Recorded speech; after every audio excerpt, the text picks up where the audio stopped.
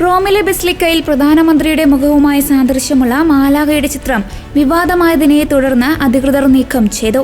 Saint Lawrence in Lucina ബസിലിക്കയിലെ മാലാഖയുടെ ചിത്രത്തിനാണ് Italian പ്രധാനമന്ത്രി Georgia മെലോണിയുമായി സാദൃശ്യം ഉണ്ടായിരുന്നത്. കഴിഞ്ഞ കുറച്ച് ദിവസങ്ങളായി ഇറ്റലിയിൽ വലിയ ചർച്ചകൾക്കും തർക്കങ്ങൾക്കും വഴിവെച്ച സംഭവത്തിന് പിന്നാലെയാണ് ഈ ചിത്രം നീക്കം ചെയ്തത്. പള്ളിയിലെ പുരാതനമായ ചുമർ ചിത്രം അടുത്തിടെയാണ് നവീകരിച്ചത്.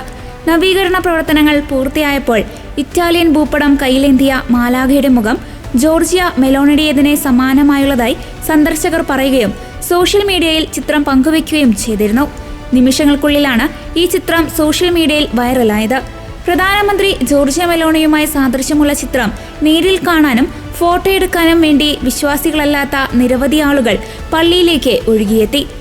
ഇത് പള്ളിക്കുള്ളിലെ വിശുദ്ധമായ അന്തരീക്ഷത്തിന് തടസ്സം സൃഷ്ടിക്കുകയും ആരാധനകൾക്ക് തടസ്സമുണ്ടാക്കുകയും ചെയ്തതിനെ തുടർന്നാണ് സഭാ അധികൃതർ ഇത് നീക്കം ചെയ്യാൻ തീരുമാനിച്ചത്.